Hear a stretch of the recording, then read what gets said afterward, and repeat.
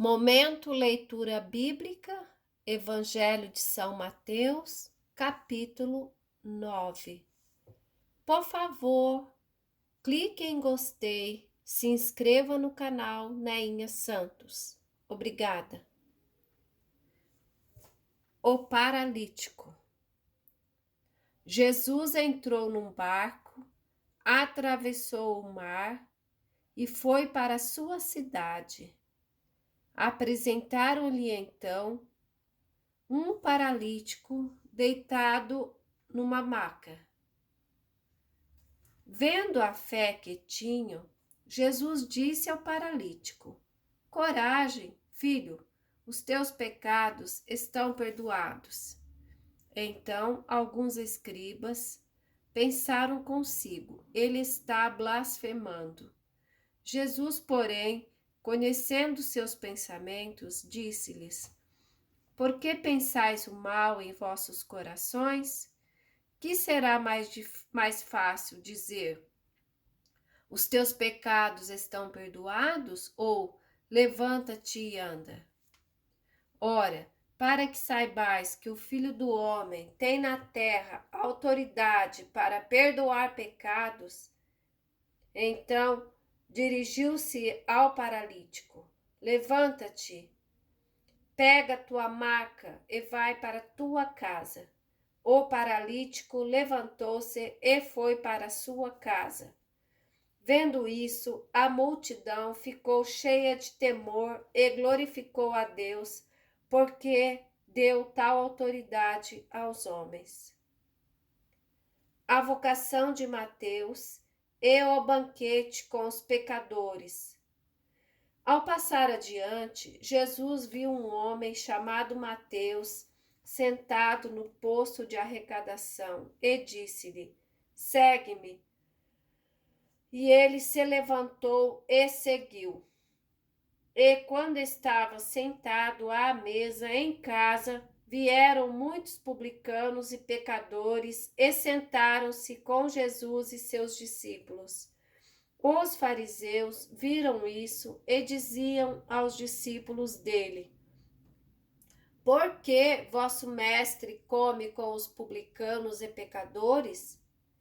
Ao ouvir isso, Jesus disse: Não são os que têm saúde que precisam de médico, mas os doentes.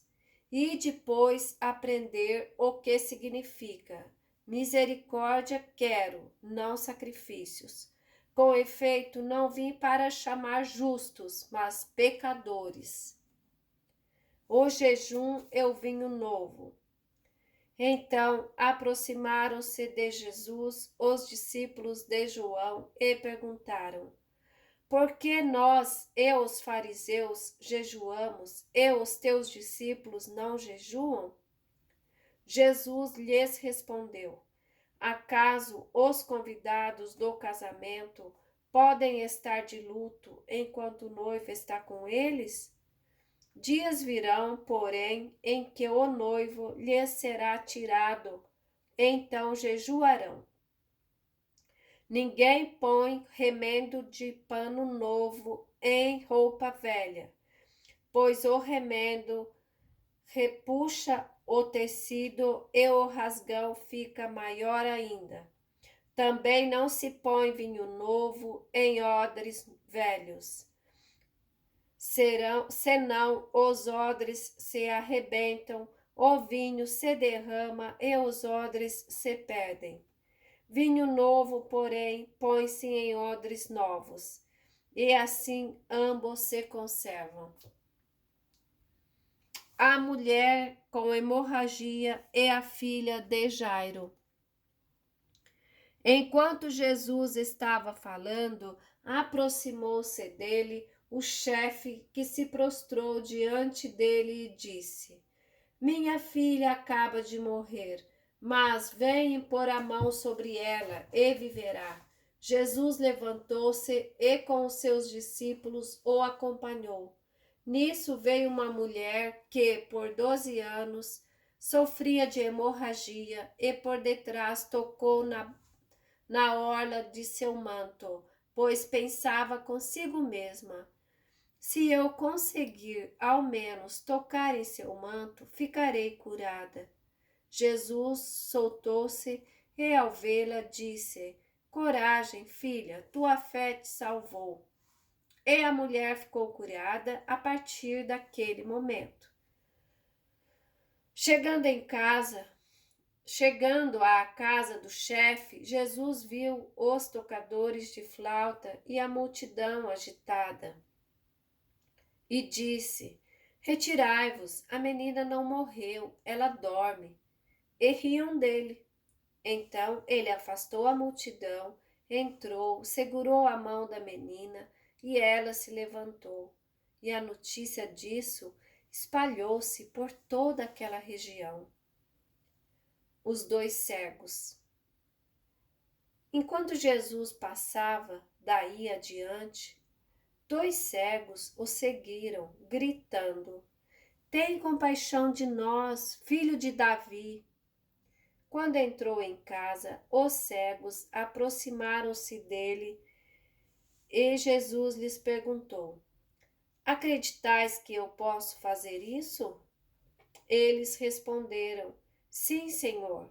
Então tocou nos olhos deles, dizendo: Faça-se conforme a vossa fé. E os olhos deles se abriram. Jesus os advertiu: Tomai cuidado para que ninguém fique sabendo. Eles, porém, saíram e espalharam sua fama por toda aquela região. O possesso mudo.